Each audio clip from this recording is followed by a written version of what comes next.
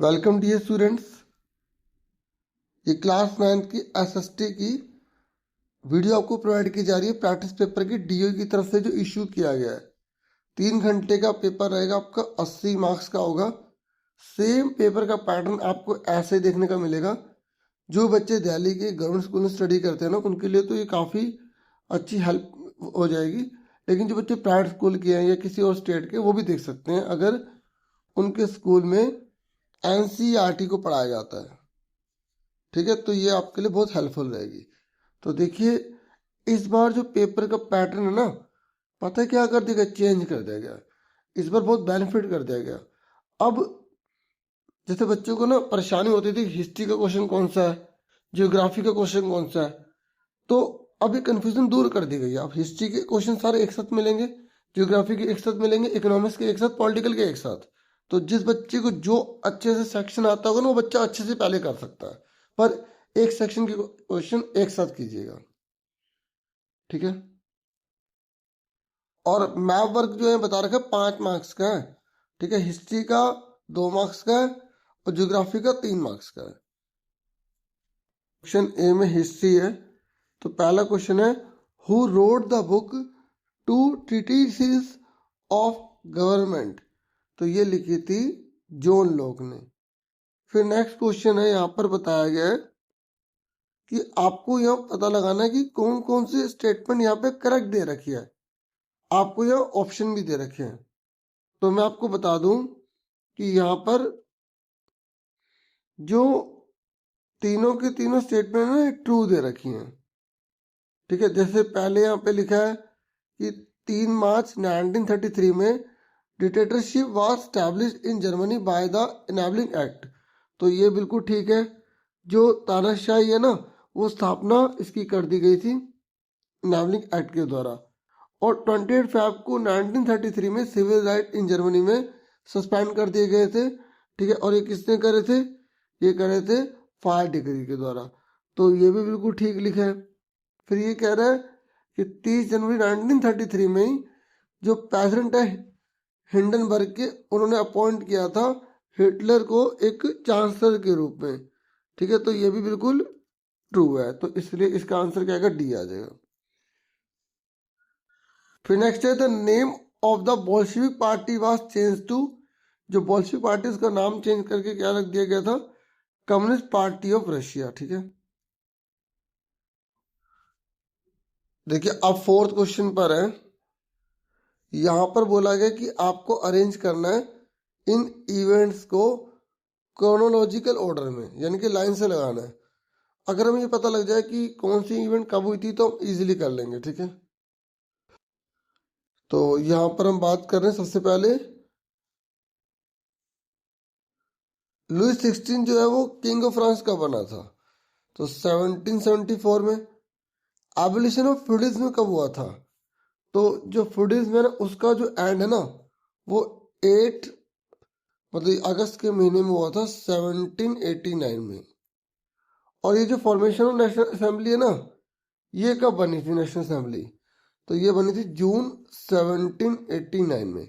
यानी कि ये जो तीसरे वाली चीज़ है, ये पहले हुई है।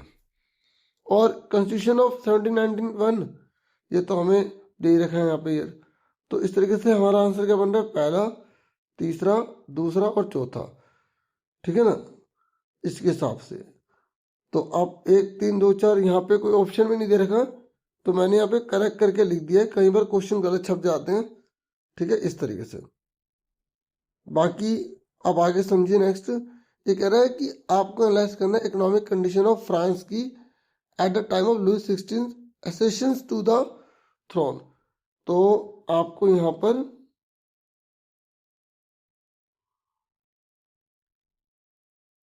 कंडीशन बताने की फ्रांस की क्या थी जब लुई 16 एक राजा बना, ठीक है। तो आप सिंपल लिखेंगे कि फ्रांस जो था ना, उस समय फेस कर रहा था सीवियर इकोनॉमिक क्राइसिस को, ठीक है। जो फ्रांस है वो सीवियर इकोनॉमिक क्राइसिस को फेस कर रहा था। और जो कंट्री है ना, उस पर बर्डन था बहुत सारा डेट का, क्योंकि वॉर बहुत ज़्यादा लड़ी थी ना। और जो टैक्सेशन सिस्टम था ना, वो बहुत अनफेयर था। कॉमन पीपल से बहुत ज़्यादा टैक्स लिया जा रहा था, ठीक है, और रॉयल एक्सपेंडिचर बहुत ज़्यादा किए जा रहे थे, जिसकी वजह से जो है फ्रांस की हालत बहुत ज़्यादा खराब थी। आप इसमें 2 पॉइंट भी बता सकते हैं, ठीक है, जैसे एक आपने ये बता दिया, दूसरा आपने टैक्स के रिगार्डिंग बता दिया, ठीक है। आप और ऐड करना चाहे और भी ऐड कर सकते हैं, छोटा करना चाहे और छोटा कर सकते हैं, ठीक है। अब मतलब जितने पॉइंट्स के हैं ना उतने पॉइंट्स लिख दो, मतलब जितने नंबर का क्वेश्चन है। ये कह रहा है आपको जो यहाँ पर क्वेश्चन है ना ओलंपिक गूंज के बारे में, तो उसके आपको वर्क के बारे में बताना है। देखो यही वो औरत थी जिसने महिलाओं को राइट देने की बात की गई थी, ठीक है। Olympe de Gouges oppose the exclusion of women from political right, क्योंकि पॉलिटिकल राइट औरतों को नहीं दिए गए थे, एक्सक्लूजन बाहर रखा गया था। She wrote declaration of the right of women and women है, ठीक है, इस सिंगुलर में लिखा है, एंड सिटीजन डिमांडिंग इक्वलिटी। इन्होंने औरतों की राइट की बात करी, ठीक है, समानता की बात करी, वोटिंग राइट की बात करी, और जो एजुकेशन मिले वीमेन को उसकी बात करी इन्होंने। फिर कह रहे 3 प्रोविजन बताइए अप्रैल 36 के अंदर 3 बातें कौन सी थी। ये कि युद्ध खत्म किया जाए, ठीक है, transfer of land to peasants, मतलब किसानों को जमीन दे दी जाए, transfer of power to Soviet, जो पावर है वो सोवियत को मिल जाए। फिर नेक्स्ट है critically examine the reasons for the rise of Hitler. आपको क्रिटिकली बताना है, ठीक है, ये हिटलर जो है ना वो इतना कैसे बढ़ गया, मतलब पूरे की पूरी जर्मनी में इसका राज हो गया, ऐसे कैसे। देखो जो ट्रीटी थे ना वर्साई की, वो बहुत ज़्यादा ह्यूमिलेटेड थी, बहुत बुरी थी, और इकोनॉमिक क्राइसिस बहुत ज़्यादा हो रहा था, ठीक है, और जो अनएम्प्लॉयमेंट था वो बहुत ज़्यादा बढ़ चुका था, वीक वाइमर रिपब्लिक था। आप ये 3-4 पॉइंट लिख देना पॉइंट्स बना के, ठीक है। और हिटलर की जो पावरफुल स्पीच थी ना, उसी की वजह से वो जो है क्या हो गया, राइस होता चला गया, उठता चला गया, ठीक है, मतलब उसकी पावर बढ़ती चली गई जर्मनी के अंदर। फिर नेक्स्ट है कि आपको क्रिटिकली एग्जामिन करना है नाजी के व्यू पॉइंट को। आप बताओ कि नाजी जो है ना वो बिलीव करते थे इन रेशियल सुपीरियरिटी को ऑफ आर्यंस। वो आर्यंस मतलब अपनी जाति को बहुत बड़ा मानते थे, सुपीरियर मानते थे, और वो अपोज करते थे डेमोक्रेसी का, प्रमोट करते थे नेशनलिज्म को, और डिक्टेटरशिप को फॉलो करते थे हिटलर के अंडर रहकर।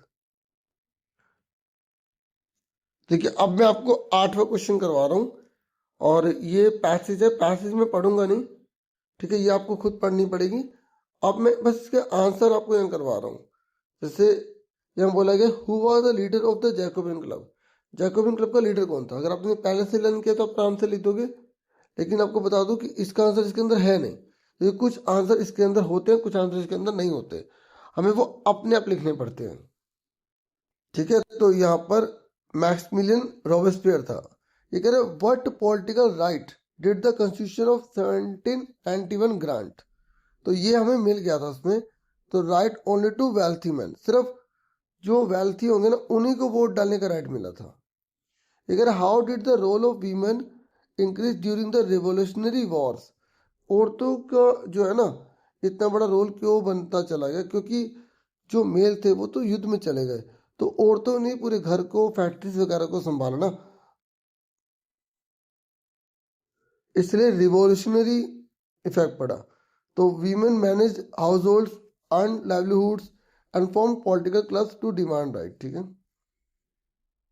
अब देखिए जो मैप वर्क है ना, इसके लिए मैं आपको अलग से वीडियो प्रोवाइड कर दूंगा, ठीक है। तो एल्ड पावर वर्ल्ड वॉर सेकंड जो हुआ था उसमें कौन से दो थे, तो आप जो मैप में बना हुआ उसके अकॉर्डिंग आप भर सकते हैं। यहाँ लिख दिए गए कि जो एक्सिस पावर है वो इनके पास थी, तो आपको मैप में यही वाला क्वेश्चन आपको देखने को मिलेगा ही मिलेगा, एल्ड पावर, एक्सिस पावर, ठीक है, यही आपको मैप में भरने के लिए आएंगे, तो आप सारे याद कर लेना, ठीक है। फिर जो विजुअली इम्पेयर्ड है उनके लिए कि which fortress destructions mark the beginning of the France revolution. तो जो फोर्ट है ना, फोर्ट वो कौन सा था, बास्टिले, जो प्रतीक माना गया फ्रांस के रिवोल्यूशन की स्टार्टिंग पॉइंट माना गया। ये कह रहे कौन सी ट्रीटी थी जिसकी वजह से वर्ल्ड वॉर खत्म हो गया, तो वो थी ट्रीटी ऑफ वर्साई, ठीक है। अब जियोग्राफी है, यहाँ पर इसने बोला which of the following is the highest peak of the Eastern Ghats. Eastern Ghat की सबसे ऊंची चोटी कौन सी है? आप बताओगे महेंद्रगिरी है। और कमेंट करके बताओ कि वेस्टर्न घाट की सबसे ऊंची चोटी कौन सी है। फिर ये कह रहा है कि आपको बताना है कि the extent of India from east to west is, जो ईस्ट से वेस्ट तक है ना, तो इंडिया जो है कितना फैला हुआ है, तो आपको बता दूं 2933।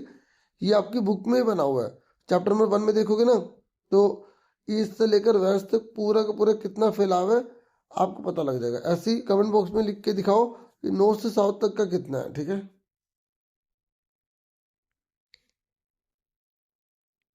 फिर नेक्स्ट क्वेश्चन है विच of the following is the longest river of peninsular India, तो इसका आंसर है महानदी, ठीक है। फिर नेक्स्ट है, ये कह रहा है when is the monsoon likely to arrive in India, India में जो मॉनसून है वो लाइकली कब आता है, तो आप बताएंगे अर्ली जून। फिर नेक्स्ट क्वेश्चन है, ये कह रहा है आपको मेन प्रोविजन बताना है नेशनल पॉपुलेशन पॉलिसी 2000 के, तो आप बोलोगे ये जो नेशनल पॉपुलेशन पॉलिसी है ना, ये पॉपुलेशन कंट्रोल की बात करती है, हेल्थ फैसिलिटीज की बात करती है, लेट मैरिज की बात करती है, और एजुकेशन एंड अवेयरनेस की बात करती है। अब अगर आपके पास टाइम है तो आप इसको भी बना बना के लिख देना, मतलब अगर आपने हेडिंग लिख दी ना तो आप इसको आराम से बना के लिख सकते हैं। मतलब ये जो नेशनल पॉपुलेशन पॉलिसी है ना 2000, ये कहती है कि फैमिली प्लानिंग को स्ट्रेंथनिंग करना और ग्रोथ रेट जो है ना पॉपुलेशन का उसको रिड्यूस करना, और हेल्थ फैसिलिटीज मतलब मदर और जो बच्चा है ना उसको अच्छी फैसिलिटीज मिले, उसकी डिलीवरी सेफ हो। और लेट मैरिज का मतलब क्या है? एंकरेज करना मैरिज को, ठीक है, ताकि लेट मैरिज हो, मतलब मैरिज हो लेकिन वो लेट हो, ठीक है। जो एज दे रखी है ना गवर्नमेंट ने मिनिमम एज, उसमें ही हो शादी, अर्ली जो है ना मैरिज ना हो।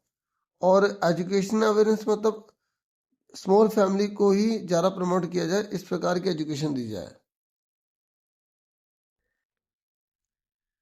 फिर यहाँ पर नेक्स्ट है कि इंडियन जो डेजर्ट है ना इसकी क्या कैरेक्टरिस्टिक्स है, आप बोलोगे वेरी लो रेनफॉल है, ठीक है, यहाँ पर बारिश बहुत ज़्यादा कम होती है।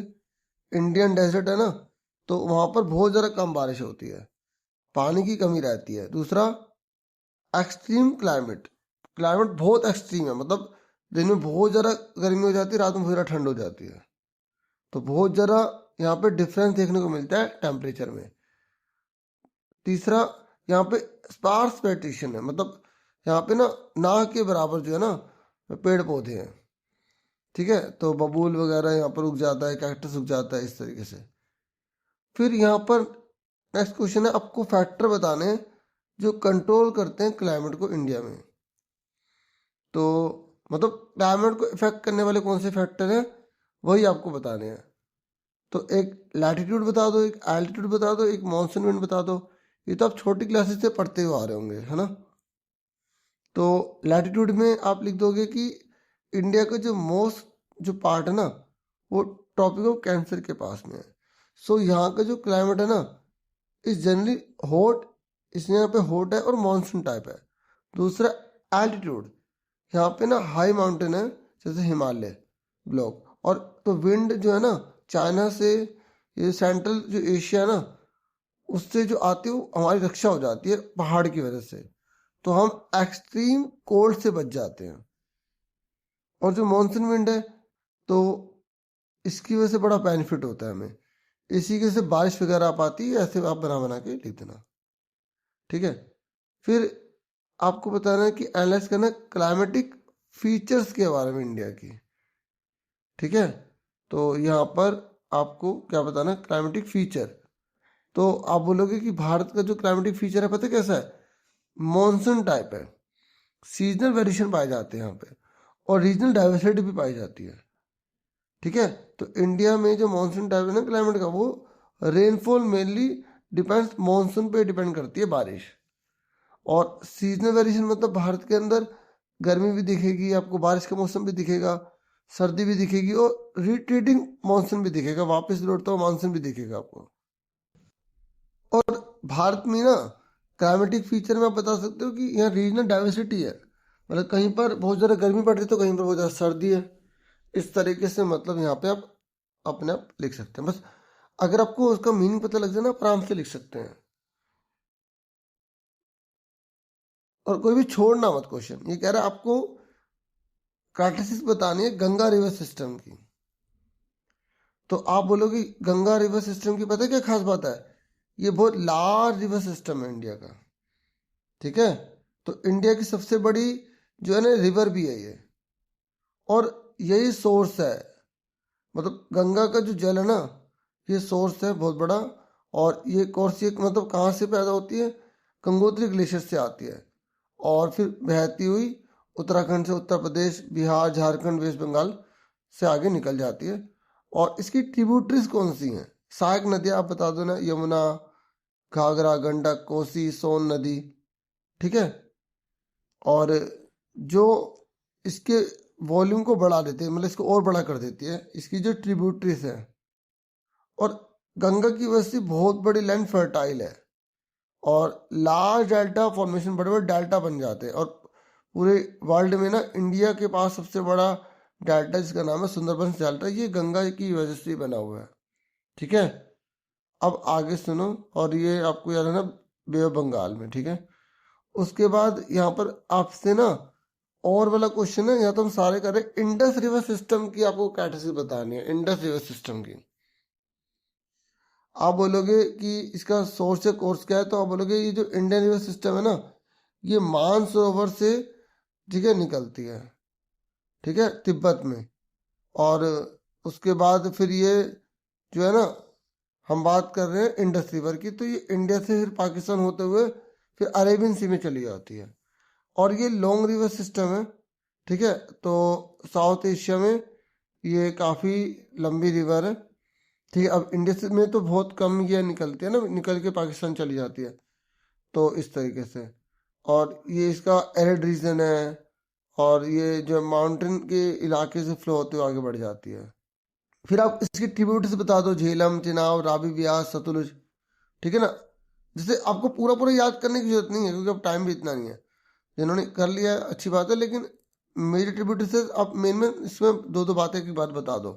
और स्नोफेड रिवर है ये, ठीक है, क्योंकि ये ग्लेशियर है ना, तो ग्लेशियर से ही तो बन के आ रही है, तो इसलिए ये मतलब शुरू में बर्फ की तरह बहती है, फिर धीरे धीरे ये पानी में बदलती है। और ये इरिगेशन के लिए बहुत ज़्यादा काम है। देखो नदियों के फायदे बहुत सारे होते हैं ना, आप उसमें इंडस को ऐड करते हुए नदियों के फायदे लिख देना, ठीक है। डैम में यूज होती है बनाने में, लोगों को वाटर प्रोवाइड करती है, ऐसे भी आप लिख सकते हैं। मैप वर्क तो मैं आपको अलग से बोल दिया था, मैंने वीडियो प्रोवाइड करूंगा, ठीक है। बाकी चिल्का जो लेके आपको बता दूं उड़ीसा में है, कंचनजंगा सिक्किम में है, और अनाई मुड़ी जो पीक है वो केरला में है, और जो सांबर लेक है वो राजस्थान में है, ठीक है। फिर नेक्स्ट है पॉलिटिकल साइंस। तो यहाँ पर बोल रहा है कि अपार्थड का क्या मतलब होता है? अपार्थड मतलब होता है रेशियल डिस्क्रिमिनेशन, रंग के आधार पर भेदभाव। देखो ये असर्शन रीजन वाले जो क्वेश्चन होते हैं ना, सबसे पहले चेक किया करो दोनों स्टेटमेंट ठीक लिखी हैं। ये कह रहा है हमारा जो कॉन्स्टिट्यूशन है वो हर सिटीजन को राइट देता है कि हम जो है ना अपने रिप्रेजेंटेटिव को इलेक्ट कर सके, सच बात तो लिखी है। ये कह रहा इलेक्शन जो होते हैं ना इंडिया में वो फ्री एंड फेयर होते हैं, दोनों बातें ठीक लिखी हैं। पर ये जो है ना रीजन, इसका थोड़ी है, दोनों बातें ठीक है लेकिन दोनों बातें अलग अलग हैं, ट्रू है, तो इसलिए आंसर क्या हो गया? बी हो गया। फिर अभी मैचिंग है, तो मैचिंग में टोटल मेंबर लोकसभा के कितने हैं? 543 हैं। ये कह रहा है एससी के लिए कितनी सीट है? 84 है। एसटी के लिए कितनी सीट है? 47 है, रिजर्व जो है। और दिल्ली में जो लेजिस्लेटिव असेंबली में कितनी सीट है? 70 है। तो देखो यहाँ पर ऊपर वाले तो सेम सेम है, इनमें क्रॉस हो गया। तो आप बी का तीसरा देखो किसमें लिखा है, देखो बी का तीसरा इसमें लिखा है, लेकिन इन्होंने क्या करा, ए का चौथा कर दिया, क्योंकि ए का एक है, तो यहाँ पे ऑप्शन ठीक है ही नहीं, ठीक है। इसलिए इसका आंसर जो आप अटैम्प्ट करके आ जाना, इसका आंसर आप सही लिख देना कि इसका फर्स्ट का फर्स्ट है। अब आप कहोगे सर प्रैक्टिस में गलत हो गया, पेपर में गलत हो गया, तो देखो अगर आपने अटैम्प्ट किया ना तो आपको मार्क्स जरूर मिलते हैं, ठीक है। तो यहाँ पर इन्होंने मिसप्रिंटिंग कर दी होगी। उसके बाद ये नेक्स्ट क्वेश्चन है, ये कह रहा है करेक्ट मैच बताइए। तो साउथ अफ्रीका जो है ना वो नेल्सन मंडेला से जुड़े हुए हैं, क्योंकि नेल्सन मंडेला साउथ अफ्रीका के प्रेसिडेंट भी रहे हैं। ठीक है। और 23 में बोला है कि लोकसभा जो होती है उसे अपर हाउस कहते हैं, राज्यसभा को लोअर हाउस कहते हैं। तो ये दोनों बातें गलत है, तो इसलिए आंसर क्या आएगा, डी आ जाएगा। क्योंकि देखो लोकसभा को ना लोअर हाउस कहते हैं, इन्होंने उल्टा लिख दिया, तो इसलिए हम डी पर टिक कर देंगे, दोनों इनकरेक्ट है। ये कह रहा है आपको इन कॉन्टेक्स्ट को पढ़ना है जो डेमोक्रेसी के रिगार्डिंग, और बताना है कि कौन कौन सा करेक्ट है। ये कह रहा है 1 पर्सन 1 वोट 1 वैल्यू होती है, बिल्कुल ठीक। ये कह रहा है rules of law and respect for rights, ये भी ठीक है। ये कह रहा है मेजर जो डिसीजन होते हैं वो इलेक्टेड लीडर्स के द्वारा लिए जाते हैं, तो ये भी ठीक है। तो इसलिए तीनों आंसर ठीक है, तो डी आंसर आ जाएगा। अब क्वेश्चन आंसर है। पहला, why are rights needed in a democracy. आप खुद बताइए कि राइट्स क्यों चाहिए सब लोगों को लोकतंत्र में, ताकि फ्रीडम की प्रोटेक्शन हो सके और सभी को डिग्निटी मिल सके, इक्वलिटी मिल सके। ठीक है ना। तो अगर आपसे पूछ रहे हैं कि राइट की क्या जरूरत है, तो आप बोलोगे राइट जो होते हैं ना वो प्रोटेक्ट करते हैं फ्रीडम को जो सिटीजन की होती है। ठीक है। और प्रिवेंट करते हैं गवर्नमेंट को कि कोई भी मिस यूज ना कर पाए पावर को। ठीक है। और राइट जो है वो सबको इक्वलिटी प्रोवाइड करते हैं, कानून सबके लिए बराबर हो। ठीक है। और जो पीपल होते हैं ना वो डिग्निटी से सम्मान के साथ रह सके, इसलिए राइट बहुत जरूरी होते हैं किसी भी देश के अंदर, डेमोक्रेसी जहां पर है। फिर ये कह रहे हैं आपको मेंशन करना है, फीचर्स बतानी है और फिर फेवरेट फंडामेंटल राइट्स। आप अपने फेवरेट किसी भी फंडामेंटल राइट की फीचर बता सकते हैं, किसी भी। देखो आपको पता है ना 6 फंडामेंटल राइट होते हैं, तो आप किसी भी की भी फीचर बता सकते हैं। तो जैसे आप बता सकते हो फ्रीडम को लेकर, भाई फ्रीडम जो है ना वो सबको स्पीच बोलने की, एक्सप्रेशन अपने विचार प्रकट करने की पूरी आज़ादी देती है ना। और फ्रीडम से ही लोग इधर उधर कहीं भी जा सकते हैं, और फ्रीडम की वजह से ही लोग जो है वो बहुत सी जो एक्टिविटीज होती है ना डेमोक्रेसी में उसमें पार्टिसिपेट कर सकते हैं। फिर ये कह रहा है कि ये जो डेमोक्रेसी है ना इसमें फ्री और फेयर इलेक्शन क्यों जरूरी है। आप बोलोगे अगर फ्री एंड फेयर इलेक्शन होंगे ना तो इससे क्या होगा, हम अपनी मर्जी का रिप्रेजेंटेटिव चूज कर पाएंगे। ठीक है। देखो ये हेडिंग हेडिंग याद कर लेना, अगर आपसे पूरा नहीं हो पा रहा ना हेडिंग हेडिंग कर लेना। ठीक है। समझ में आ रही। ये कह रहा है कि किसी देश के अंदर बिना किसी भेदभाव के अगर इलेक्शन होंगे ना तो वो डेमोक्रेसी के लिए क्यों जरूरी है। तो बोलोगे लोग अपनी मर्जी से चुन पाएंगे, कोई किसी पे दबाव नहीं डालेगा। अगर किसी गवर्नमेंट को बदलना है तो लोग गवर्नमेंट को बदल पाएंगे और लोकतंत्र मजबूत होगा। ये कह रहा है आपको पावर बतानी है प्राइम मिनिस्टर की। देखो बहुत इंपॉर्टेंट है, प्राइम मिनिस्टर की पावर क्या है। ये कह रहा है ये हेड होता है गवर्नमेंट का। ठीक है। आप हेडिंग हेडिंग कर लेना, बाकी पूरा करोगे और अच्छी बात है। प्राइम मिनिस्टर जो होता है ना वो सच में रियली में एग्जीक्यूटिव हेड होता है किसी भी कंट्री का, और पूरी गवर्नमेंट को लीड करता है। ठीक है। और formation of council of ministers. ठीक है। जो काउंसिल है ना, जो मिनिस्टर्स की जो काउंसिल बनेगी वो प्राइम मिनिस्टर की वजह से बन पाती, क्योंकि वही तो तय करेगा कि कौन जो हेल्थ मिनिस्टर बनेगा, कौन रेलवे मिनिस्टर बनेगा। ठीक है। और यही है जो चेयरपर्सन होता है कैबिनेट मीटिंग का भी। ठीक है। यही है जो प्रेसिडेंट और कैबिनेट के बीच में लिंक का काम करता है। यही है जो लीडरशिप करता है पार्लियामेंट के अंदर। ठीक है। तो बहुत सिंपल सिंपल लाइन लिखी गई है, आप आराम से करोगे तो देखोगे आपको कि हाँ समझ में आ रहा है। देखो प्राइम मिनिस्टर ये है जो लिंक कर देता है, ये जो हमने हेडिंग डाली इसी को दोबारा से एक लाइन में और अच्छे से लिख दिया। ठीक है, ताकि बच्चे आराम से कर पाए। फिर ये कह रहे जुडिशरी आपको बताना है, पावर ऑफ जुडिशरी बतानी है। हमारे देश की जो जुडिशरी है उसकी क्या पावर है। देखो वो इंटरप्रिटेशन ऑफ लॉस, जो हमारी जो जुडिशरी है वही तो करती है इंटरप्रेट जितने भी लॉज होते हैं, है ना। जो भी हमारे कॉन्स्टिट्यूशन में कानून बनाए जाते हैं उनको व्याख्या करते नहीं करती, उनके मीनिंग को बताते नहीं बताती। तो ये आप हेडिंग याद कर लो, अपना बना बना के आगे लिख देना। यही करती जुडिशियल रिव्यू, मतलब संसद ने कोई कानून पास कर दिया और अगर सुप्रीम कोर्ट को लग रहा है कि ये गलत है तो उस पर दोबारा रिव्यू कर सकते हैं, उसे रोक भी सकती है। ठीक है, जैसे आप कमेंट करके बताओ कि अभी हाल ही में कौन से कानून पर रिव्यू दिया गया था जुडिशरी के द्वारा। ठीक है, प्रोटेक्शन ऑफ फंडामेंटल राइट्स, ये फंडामेंटल राइट की रक्षा करती है। ये इंडिपेंडेंट इंस्टीट्यूशन होती है, ये पनिश भी कर सकते हैं, डिस्प्यूट या कोई हो जाता है सेटलमेंट भी करती है उसको। सेंट्रल या स्टेट के बीच में कुछ बात हो जाए उसको सोल्व करती है। ठीक है, मतलब किस चीज़ की डिस्प्यूट का सेटलमेंट करती है ये, तो इंडिविजुअल्स में हो जाए, स्टेट में हो जाए, ये सेंट्रल या स्टेट में हो जाए। ठीक है, पनिश भी दे सकती है। देखिए उसके बाद ये पैसेज है, मैं ये पैसेज नहीं पढ़ूंगा, इसके सीधा क्वेश्चन वगैरह करा दूंगा। ठीक है, बहुत इजी रहते हैं पैसेज, आप बिल्कुल मत छोड़िएगा। एक आधा जो क्वेश्चन है ना इसमें से नहीं होता, अगर अपने चैप्टर्स पढ़ें तो आप कर पाएंगे। ठीक है ना, बाकी अब कर लेंगे। ठीक है, पैसेज मत छोड़ना।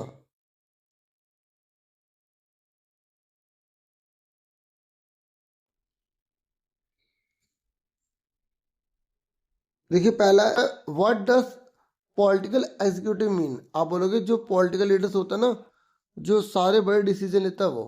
ये कह रहा है कौन अपॉइंट करता है प्राइम मिनिस्टर को, आप बोलोगे प्रेसिडेंट करता है। ये कह रहा है आपको डिस्क्राइब बताना है the process of appointing the prime minister, prime minister को कैसे अपॉइंट किया जाता है इसका प्रोसेस बताओ। देखो ये सारा पैसेज में मिल जाएगा। देखो जो प्रेसिडेंट होता है ना, जो भी मेजोरिटी की पार्टी होगी उसके लीडर को, या जो कोalition गवर्नमेंट बनी है ना, वो जिसको भेज रहे हैं ना प्राइम मिनिस्टर बनाने के लिए, उसी को ही प्रेसिडेंट प्राइम मिनिस्टर बना देगा। प्रेसिडेंट किसी को भी ना अपनी मर्जी से प्राइम मिनिस्टर नहीं बना सकता। अब इकोनॉमिक्स पर आ जाओ। यहां पर बोला गया विच of the following institutions prepares buffer stock for food security in India. बताओ फूड सिक्योरिटी के लिए हमारे देश के अंदर किसके द्वारा बफर स्टॉक तैयार किया जाता है, तो ये तैयार किया जाता है FCI के द्वारा, फूड कॉरपोरेशन ऑफ इंडिया के द्वारा। फिर ये नेक्स्ट कह रहे हैं in which year was the Mahatma Gandhi National Rural Employment Guarantee Scheme launch, जिसे मनरेगा कहते हैं। ठीक है, तो ये किस साल पास हुई थी, ये 2005 में हुई थी। ठीक है, और 2005 में इसका नाम नरेगा था, 2008 में इसका नाम जो है ना मगन रेखा रख दिया गया, यानी कि ये रख दिया गया, और 2026 में अभी इसका नाम जो है जी राम जी हो गया। ठीक है, फिर ये एसेशन रीजन वाला क्वेश्चन है, तो सबसे पहले चेक करेंगे दोनों ट्रू है फॉल्स है। ये कह रहे poverty data in India is collected by the national sample survey office, तो ये बिल्कुल ठीक लिखा है। ये कह रहा है the World Bank determines the poverty line base as per capital daily expenditure, ये भी ट्रू लिखा है। लेकिन ये वाली बात ऊपर वाले के लिए नहीं है, दोनों बातें अलग अलग हैं, ट्रू है लेकिन, तो बी आंसर हो गया। ठीक है ना, ये आपको पता होना चाहिए कि जो पॉवर्टी डाटा है ना इंडिया में किसके द्वारा कलेक्ट होता है, नेशनल सैंपल सर्वे ऑर्गेनाइजेशन, ये NSSO, ये अलग से क्वेश्चन भी आ जाता है। देखिए एक बात और बताऊं, 9th क्लास में जब हम इसकी फुल फॉर्म पढ़ रहे हैं तो नेशनल सैंपल सर्वे ऑफिस है। ठीक है, ऑर्गेनाइजेशन नहीं है, करेक्शन कर लेना। ठीक है,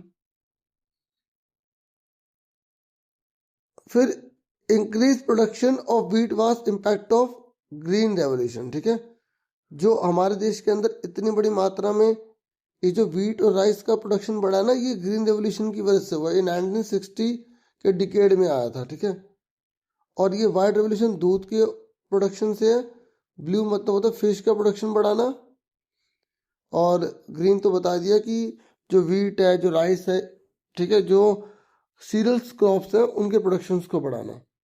ठीक है, और पिंक तो कुछ है नहीं। बाकी आप कमेंट करके बताओ कि पिंक कौन सा रेवोल्यूशन था। ये कह रहे which the following is not a cause of poverty in India. बताओ भारत में गरीबी का इनमें से कौन सा कारण नहीं है। ये कह रहे जब इंडिया की ग्रोथ लार्ज स्केल में हो इंडस्ट्रीज की, तो ये थोड़ी होता गरीबी के कारण, ये तो अच्छी बात है। तो इसका मतलब इसने ये पूछा था ना कौन सा कारण नहीं है, तो बी आंसर हो गया। और देखो ये कह रहा है अगर किसी देश का इकोनॉमिक डेवलपमेंट कम है और यहाँ पे high growth rate of population है, ये कह रहा है अनएम्प्लॉयमेंट है, तो ये सारे रीजन जो है ना गरीबी के कारण है। तो इससे मतलब कौन सा गरीबी के कारण नहीं है, ठीक है, बी आंसर होगा। फिर ये कह रहा है आपको ओड बताना है, इनमें से क्या ओड है।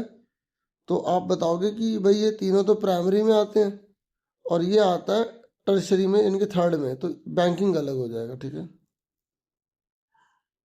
आपको ना तीनों सेक्टर पता होने चाहिए इकोनॉमी के कौन कौन से होते हैं, कमेंट करके बताना कौन कौन से होते हैं अगर आप बताना चाहो तो। ये कह रहे हैं दो में से बताओ जिससे हम गरीबी को दूर कर सकते हैं। एक तो एम्प्लॉयमेंट पैदा कर दो, दूसरा एजुकेशन और स्किल दे दो। तो अगर आप एम्प्लॉयमेंट दोगे, जॉब अपॉर्चुनिटीज दोगे, तो इससे क्या होगा, देश में बेरोजगारी दूर होगी तो गरीबी भी दूर होगी, और लोगों को एजुकेशन दोगे, स्किल दोगे, तब भी गरीबी दूर हो जाएगी। ये कह रहे review the policies of the government of India for food security. आपको बताना है ये जो फूड सिक्योरिटी है ना, इसके लिए इंडिया ने क्या करा है, इंडिया ने पीडीएस बनाए हैं, और पीडीएस में क्या करा, राशन की दुकानें खोली हैं, और बिल्कुल कम प्राइस पे जो पुअर पीपल है उनको वीट्स वगैरह प्रोवाइड किया जाता है, राइस वगैरह प्रोवाइड किया जाता है, ठीक है। बफर स्टॉक सिस्टम बनाया है ताकि अगर कहीं पर फ्लड आ जाए, मतलब बाढ़ आ जाए, ड्रोट सूखा पड़ जाए या कोई इमरजेंसी आ जाए, तो वहाँ पे फूड को अवेलेबल करवाया जा सके, शॉर्टेज ना हो।